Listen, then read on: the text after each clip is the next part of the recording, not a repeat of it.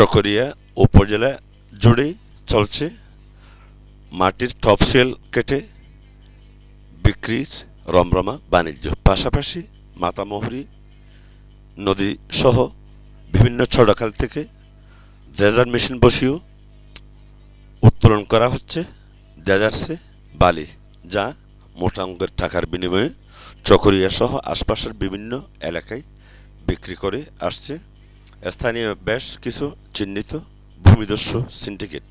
আমার দর্শক মণ্ডলী, যে দৃশ্যপটটি আপনারা দেখতে পাচ্ছেন এটি হচ্ছে চকরিয়া উপজেলার চিরিঙ্গা বদরখালী সড়কের পশ্চিম বড় ভেওলা দরবেশকাটা, অর্থাৎ পশ্চিম দরবেশকাটা একেবারে বদরখালী সড়কের সাথে লাগোয়া।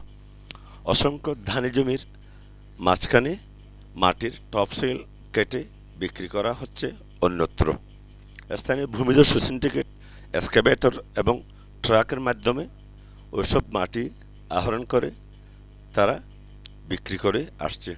সূত্র বলছেন, শুধু মাটি বিক্রি নয়, ওইসব মাটির টপসেল কেটে সমূহ স্থানে মাছের ঘের করারও পরিকল্পনা আঁটছেন স্থানীয় ভূমিদস্যু সিন্ডিকেট এবং অধিক মুনাফালোভী বেশ কিছু কৃষক।